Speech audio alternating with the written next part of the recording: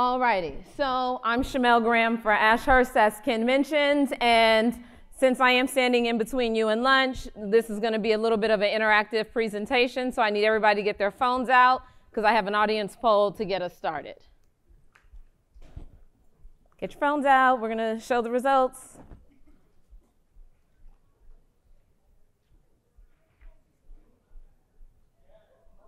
Uh-oh, it's moving. Oh, sorry, I don't know who did that.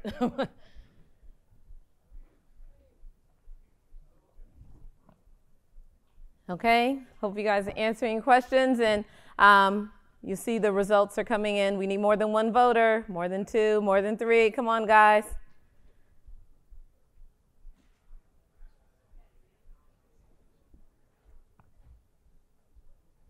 Okay, so for those that can see the screen, the question is, what has made delivering infrastructure projects using alternative delivery models challenging for you or your organization? Yay, like to see the participation.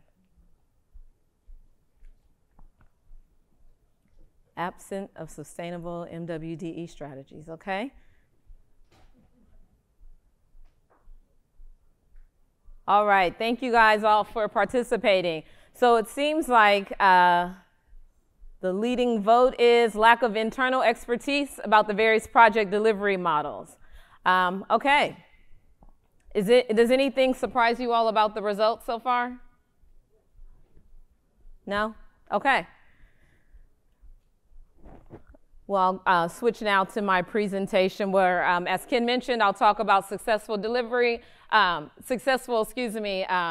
lessons learned in order to deliver mega projects, which are often delivered by using alternative delivery models.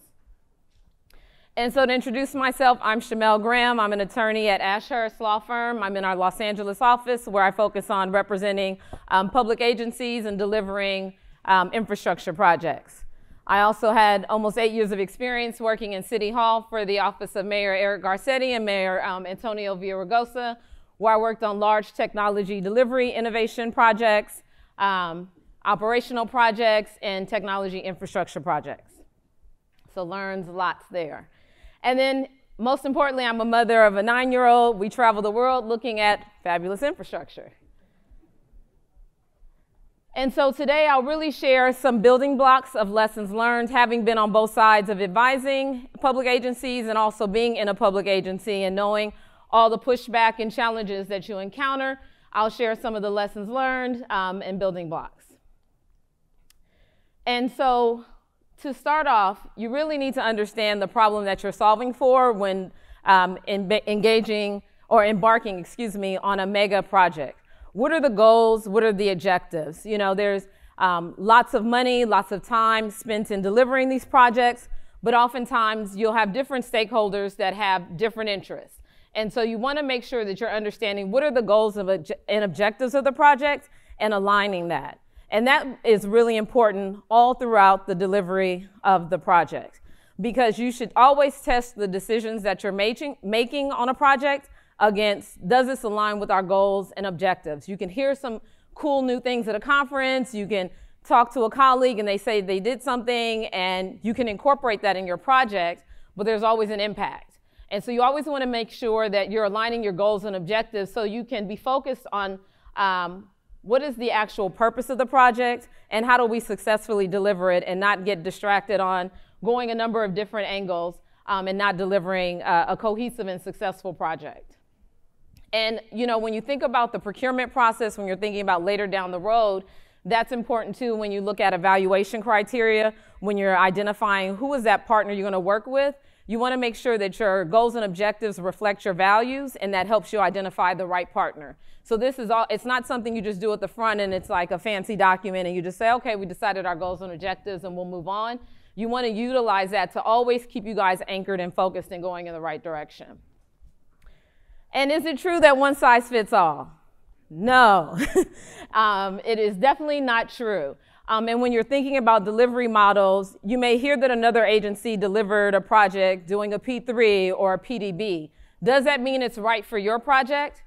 We don't know. again, going back to your goals and objectives, and that'll help you determine, is that the best model for your specific project? So one size is not fits all, and if anyone tells you that, they're not being your friend. Okay, so there's a lot of misinformation, rumors, and truths about alternative delivery models. And a lot of times you hear information by secondhand or, oh, that agency, they did that, it didn't work well. And so that can also give you trepidation of not embarking on something that's new, that's aggressive, that's progressive. And so I always encourage people to educate yourselves about the different delivery models. Really understand, because it's really easy to say a project wasn't successful because of X, but that doesn't allow for nuance. That doesn't allow for a lot of things for behind the scenes as to why it didn't work. You know, we heard on an earlier panel when they were talking about technology, and it was people and process and then the technology. So there are lots that goes into it. So I always encourage people to really educate yourselves about the different delivery methods. And also there's a lot of industry organizations that will come in and do training for your organization. So as you're embarking on this process, don't be afraid to say, hey, you know, we should really bring them in. You have a lot of different stakeholders that have different levels of experience. And as we saw from the results, lack of internal expertise is a challenge. And so one way to rectify that is to educate yourselves. Next thing is to engage a multidisciplinary stakeholder group. You know, think about, most importantly, think about the O&M folks. All of us could be on the front end, planning, designing, having great ideas. That is not a project that is helpful for the people that have to operate and maintain that project. And so what you always want to do is build a cohesive task force, working group or committee, whatever you want to call it within your agency, multidisciplinary folks, because you'll hear different people's concerns up front and you can be able to work through those. Going back to goals and objectives, you can hear what the different goals and objectives are from each of those different stakeholder groups so that you can make sure that you guys are all thinking about all of the challenges along the way. One other thing to not be afraid of is engage the non-believers and the naysayers. Don't shy away from inviting that person to be a part of the working group because you know, oh, they're never open to new ideas. You know, they don't ever want to try anything new. They're kind of a stick in the mud, and we don't want to engage them. From my experience of working in the public sector, I always made the non-believers and the naysayers my friends because I want to know, why do you keep telling me no? That's not going to stop me from pushing the project forward, but I really want to understand what are the challenges. And it's really easy to write off people when they just say no or I don't believe in something and move on. They will trip you up later. So it's always important that when you're thinking about your multidisciplinary group, really engage those stakeholders and keep engaging them in conversations so that you can really uncover what is their real concern. And you'll often find out that they have a very valid concern that they didn't initially articulate when they just were like, oh, I don't believe in that stuff, or I heard it doesn't work. And once you kind of talk to them, you educate them, you try to address what their challenges are, you'll see that people start to come along because one, you're bringing them a part of the process. They have valuable background and expertise that actually can help you so that you don't get all the way to the very end of the project and an elected official asks that one person, that one naysayer, do they support the project? And they'll just say no. Well, that doesn't help you. And now there's other ramifications for all the other folks that have put in a lot of time to plan this project. And so what's most important?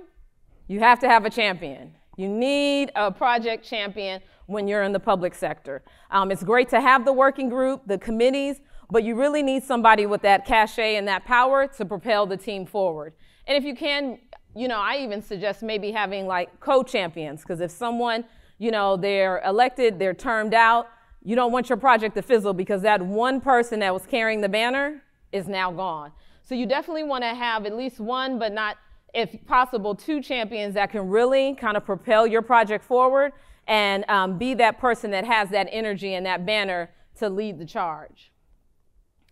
And when we're talking about projects and mega projects, it takes a long time to deliver a project. And so, but you have to be mindful of timelines, key milestones in order for you to what? Achieve your goals and objectives. And that might be tied to a project champion if you're looking at term limits, if you're looking at if there's going to be a change in a budget cycle. There's a number of things. So always have your finger on the pulse of like timelines, because timelines do matter. As I just mentioned on our previous panel, the more time that goes by, the project gets more expensive. So you want to be able to have timelines and key milestones to make it cost efficient. And most importantly, I think I've said that a number of times. So these are all lessons learned. They're all important. It's communication.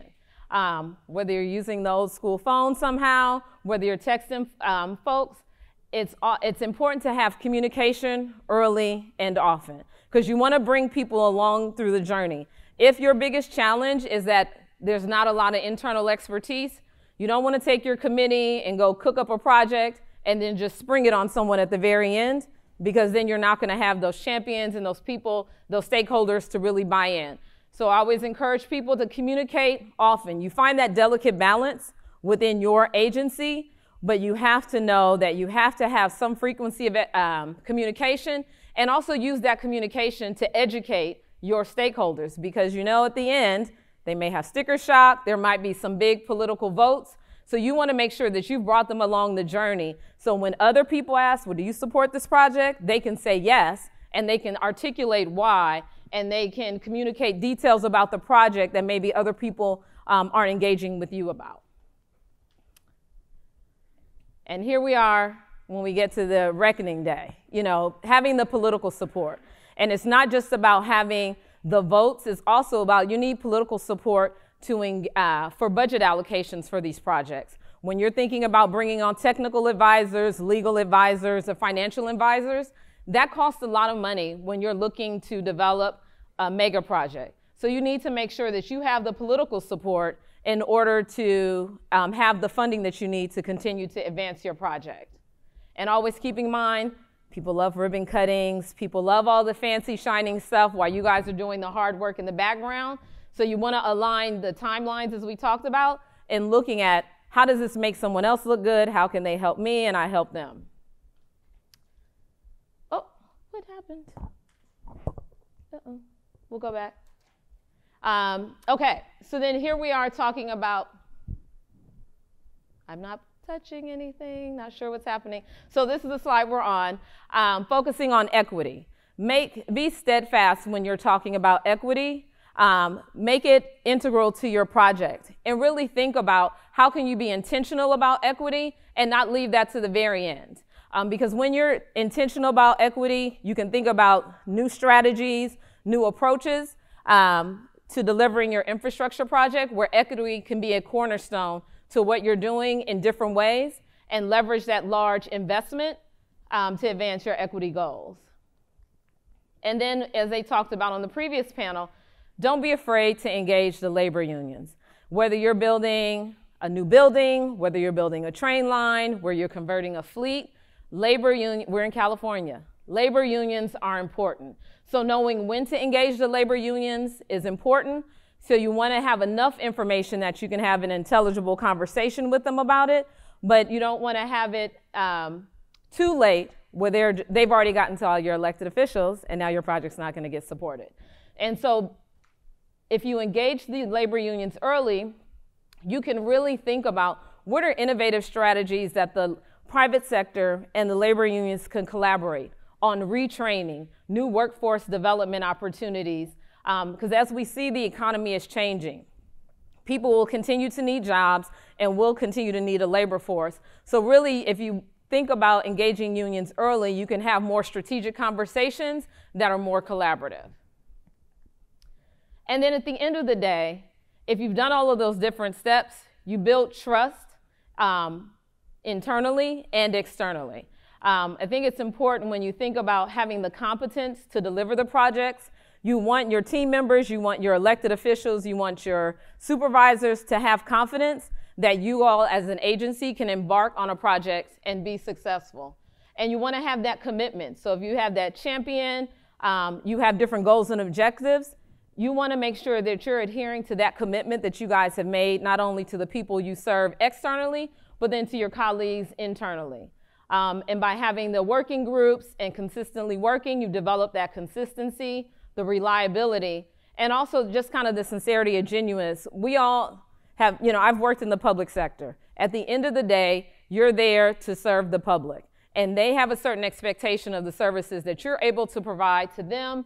And there's a lot of passion that goes into the work that we all do. And so it's really important that that shines through in your commitment in order to deliver a project. And I think last but not least is integrity. Integrity is really important in the work that you do. And by showing that you're working collaboratively with internal stakeholders and external stakeholders, that you're thinking about how do you educate yourselves, how do you bring other folks into the conversation, you're being transparent in your communication. It all lends credibility to your project and integrity and trust because, I know someone just said, they don't get out of bed for less than $1 billion. That's still a lot of money for the average person. So if you say, you don't want it on the cover of the LA Times, they're doing this $2 billion infrastructure project, and you don't want a hit piece where they're talking about all the things you guys didn't do. So it's best to make sure that you're operating with integrity, leveraging your resources, and just thinking about taking all of these lessons learned so that you can incorporate them into delivering a successful project so that people can trust that it will be delivered, because at the end of the day, it's a lot of time, it's a lot of money, and we all need to trust that it's going to be successfully delivered because no one wants to fail. So that's the end of my presentation. Just wanted to share a few lessons learned that I thought might be helpful. Any questions? Thoughts? Lunchtime. Woo!